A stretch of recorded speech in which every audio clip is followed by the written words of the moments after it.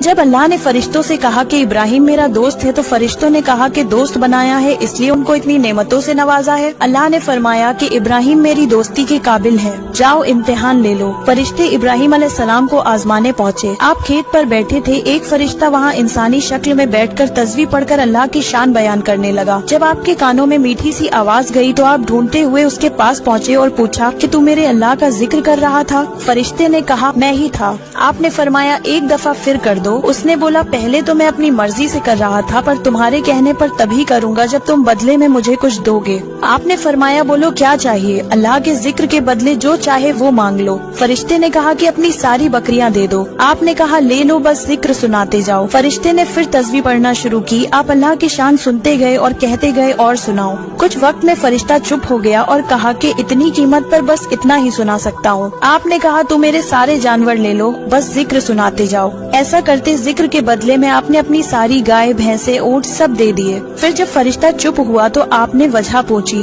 फरिश्ते ने कहा अब तुम्हारे पास कुछ नहीं है, अब क्या दोगे? आपने फरमाया कि अब तुम इतने जानवरों के मालिक हो, इनकी रखवाली के लिए तुम्हें गुलाम तो चाहिए होगा। तुम मुझे गुलाम रख लो, पैसे ना देना, खाना ना देना, बस मेरे अल्लाह का जिक्र सुनाते जाना। ये सब सुनकर फरिश्ता रो पड़ा और कहने लगा कि मैं आपके रब का फरिश्ता हूँ। आप वाकई में इस काबिल हैं कि अल्लाह ने आपको दोस्त बनाया है।